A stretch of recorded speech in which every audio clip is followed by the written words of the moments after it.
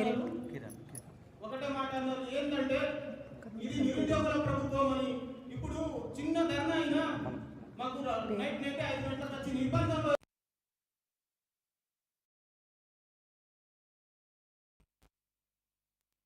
నిరుద్యోగులు 20 మంది చనిపోతా ఉన్నారు. మీరు ఇప్పుడైనా దాన్ని చూసి ఒక నోటిఫికేషన్ ఇస్తారేమో అని ఆశిస్తున్నాం. Thank you. అందరికీ నమస్కారం. ఏ నిరుద్యోగిని కదిలించినా, ఏ పరీక్ష రాస్తున్నటువంటి యువతి యువకులను కదిలించినా కూడా కన్నీటి గాథలే ఉన్నాయి.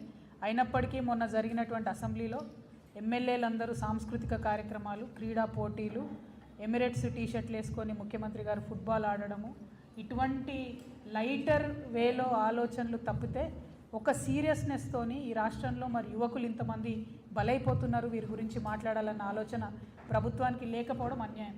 ఇవన్నీ ఒక ఎత్తు అయితే మూలిగే నక్క మీద తాటిపండు పడ్డట్టు నిన్న మొన్నటిదాకా ఒక 5 లక్షల రేషన్ కార్డులు ఇచ్చినామన్నారు. ఇప్పుడు అవి కూడా వీక్కపోతారట. పంచాయతీ సెక్రటరీ అందరూ ఊర్లలోకి పోయి ఎవరెవరు మరి ఐటీ కట్టినరు అని చెప్పి దానికోసం కూడా ఎంక్వైరీలు మొదలుపెట్టిరట. ఆల్రెడీ చిరుద్యోగులకు ఎవరికి ఇవ్వరు, అంగన్వాడికి ఇయ్యరు, ఆశాకి ఇయ్యరు. వాళ్ళు ఎంత చిన్న ఉద్యోగులైనా వాళ్ళకి రేషన్ కార్డులు ఉండవు. గల్ఫ్లో ఉన్న వాళ్ళకు వాళ్ళకి వీకేస్తున్నారు రేషన్ కార్డులు.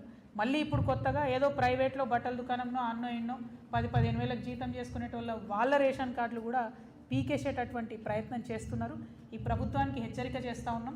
మీరు పదే బీఆర్ఎస్ గవర్నమెంట్ రేషన్ కార్డులు ఇవ్వలేదు, మేము ఇస్తామని చెప్పి వచ్చిండ్రు. ఇప్పుడు ఉన్నటువంటి 1,10,00,000 రేషన్ కార్డులలో దాదాపు ఈ రాష్ట్రంలో 3 కోట్ల మంది బియ్యం తీసుకుంటా ఉన్నారు. మీరు కొత్తగా 5 లక్షలు ఇచ్చినామని చెప్తారు. ఇప్పుడు ఇచ్చి 5 లక్షలు ఇచ్చినట్టే కుడి చేతిని ఇచ్చి ఎడమ చేతిని గుంజుకున్నట్టు 10-15 లక్షలు తీసేసేటటువంటి ప్రణాళిక మీరు పెట్టుకొని గ్రామాలలో సర్వే చేస్తున్నారు.